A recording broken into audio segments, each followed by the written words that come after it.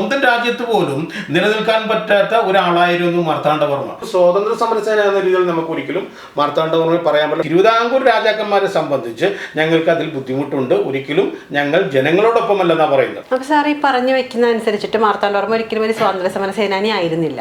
അദ്ദേഹം സ്വന്തം കാര്യങ്ങൾ നേടിയെടുക്കാൻ വേണ്ടി ശത്രുവിനോട് പലപൊരുതി അത്രയേ ഉള്ളൂ. ശത്രു ഡച്ചുകാരായിരുന്നതുകൊണ്ട് തന്നെ ഡച്ചുകാരോട് പൊരുതേണ്ടി വന്നു.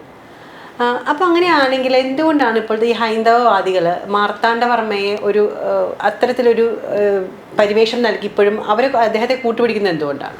അതിൽ ഒന്നെന്ന് പറയുന്നത് ഇതൊരു ആചാരക്രമങ്ങളോട് ബന്ധപ്പെട്ട് വരുന്ന ഒരു സംഭവമാണ്. മാർത്താണ്ഡവർമ്മ ഈ തൃപ്പടിദാനം 1750 ജാനുവരിയിലാണ് തൃപ്പടിദാനം നടത്തുന്നത്. അപ്പം അതിൻ്റെ ഭാഗമായിട്ട് അദ്ദേഹം പുതിയ കുറേ ആചാരാനുഷ്ഠാനങ്ങൾ വരുന്നുണ്ട്. മുറജപം, ഭദ്രദീപം എന്ന് പറയുന്നത് അതാണ് ഏറ്റവും പ്രധാനപ്പെട്ടത്. അപ്പം അത് എന്തുകൊണ്ടാണെന്ന് ആൾക്കാർ ചിന്തിക്കേണ്ടിയിരിക്കുന്നത്. കാരണം ഇദ്ദേഹം ഈ പറയുന്ന പെരിയാറിൻ്റെ പ്രദേശങ്ങൾ, അതിൻ്റെ കിഴക്കൻ പ്രദേശങ്ങൾ മുതൽ അത് അവിടെ ഈ വേണാട് വരെയുള്ള പ്രദേശങ്ങൾ കയ്യേറുന്നുണ്ട്. അതിൻ്റെ ഭാഗമായിട്ടുണ്ടാകുന്ന കുറേ പ്രശ്നങ്ങളുണ്ട്.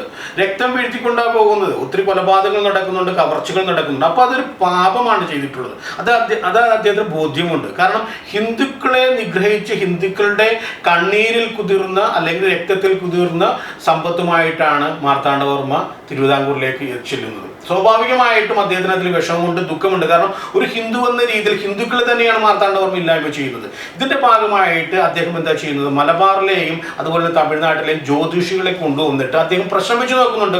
ആ പ്രശ്രമിച്ചു നോക്കുമ്പോൾ അവരൊരു പാപപരിഹാരം പറയുകയാണ്. ആ പാപപരിഹാരം എന്ന് പറയുന്നത് എന്താ, അതായത് പുരാണങ്ങളിൽ പറയുന്ന, വേദങ്ങളിൽ പറയുന്ന കാർത്തവീരാർജുൻ എന്ന് പറയുന്ന ഒരു ആളെ കുറിച്ച് പറയുന്നുണ്ട്. അദ്ദേഹം ഇതുപോലെ ഒത്തിരി നിഗ്രഹങ്ങൾ നടത്തിയിട്ടുണ്ട്. അപ്പോൾ അദ്ദേഹം ആ പാപമോചനത്തിനായി അല്ലെങ്കിൽ പാപരഹിതനായി മാറുന്നതിന് വേണ്ടി ഒത്തിരി കർമ്മങ്ങൾ ചെയ്തതായിട്ട് വേദങ്ങളിൽ പറയുന്നുണ്ട്, ഈ പുരാണങ്ങളിൽ പറയുന്നുണ്ട്.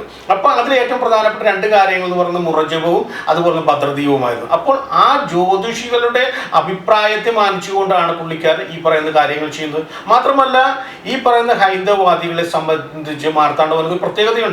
മാർത്താണ്ഡവർമ്മ എന്ന് പറയുന്ന ഒരാള് മനുസ്മൃതി അനുസരിച്ച് ഭരിച്ച ഒരാളാണ്. കാരണം മാർത്താണ്ഡവർമ്മയെ ഇല്ലായ്മ ചെയ്യാൻ വേണ്ടി ഇറങ്ങിത്തിരിച്ച് ഒത്തിരി ആളുകൾ മാർത്താണ്ഡവർമ്മയുടെ നാട്ടിലുണ്ട്.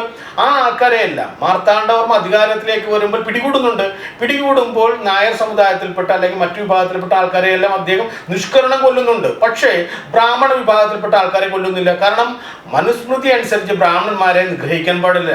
ബ്രാഹ്മണനെ നിഗ്രഹിക്കുക എന്ന് പറഞ്ഞാൽ ദൈവത്തെ കൊല്ലുന്ന തുല്യമാണ്. പക്ഷെ മനുസ്മൃതിയിൽ പറയുന്ന കർമ്മങ്ങൾ എന്താണ്, തെറ്റ് ചെയ്തിട്ടുള്ള ബ്രാഹ്മണനാണെങ്കിൽ അദ്ദേഹത്തെ നാടുകടത്തുക എന്നുള്ളത്. അതിൻ്റെ ഭാഗമായിട്ടാണ് ഈ ബ്രാഹ്മണന്മാരെ നെറ്റിയിൽ പട്ടിയുടെ ഈ പറയുന്ന ആലേഖനം ചെയ്ത് പച്ച കുത്തിയിട്ട് നാടുകടത്തുകയും ചെയ്യുന്നത്. അപ്പോൾ മനുസ്മൃതി അനുസരിച്ച് ഭരിക്കുന്ന ഒരാൾ, ഹിന്ദുത്വവാദങ്ങൾ മുന്നോട്ട് വെക്കുന്ന ഭൂപ്രദേശങ്ങളെല്ലാം തന്നെ, അല്ലെങ്കിൽ ഹിന്ദുത്വവാദികൾ എന്നും ആഗ്രഹിക്കുന്നത് എങ്ങനെയാണ്, ഈ പറയുന്ന ഭൂപ്രദേശങ്ങളെല്ലാം തന്നെ ഹൈന്ദവ വിഭാഗത്തോട് ബന്ധപ്പെടുത്തി നിലനിർത്താൻ ആഗ്രഹിക്കുന്നവരാണ്.